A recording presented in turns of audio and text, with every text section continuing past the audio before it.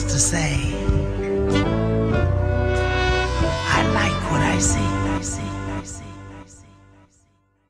We're unique as individuals. Everybody's not traumatized by a traumatic event, whether it's direct or not. But when we start talking about chattel slavery, we're not talking about one trauma. We're not talking about a specific event. We're talking about generations of trauma with no intervention. Based on what I know about sugar plantations, tobacco, and the Caribbean, what I know about American chattel slavery and the plantations there, does anyone right now ever recall mental health assistance to slaves? Anybody remember sending in the therapist after I sold off your son, daughter, raped folks? At any point? Never. Second question, after slavery was officially over, now you're free. Anybody remember any therapy then?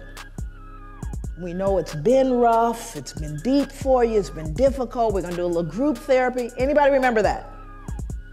That would be no. Number three, after slavery officially ended, both in the States, in the Caribbean, the British ended, do you remember whether or not trauma continued? Did the trauma continue for people of African descent? I need to know.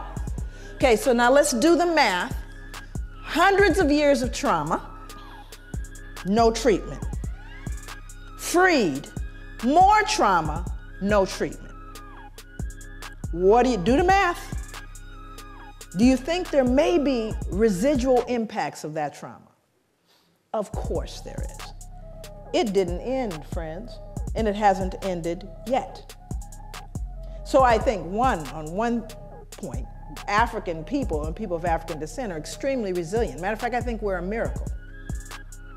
Far be it for us to pathologize or to look and cast this idea of weak and sick people. Oh, on the contrary, I'm profoundly resilient because we've done everything we've done thus far with no help.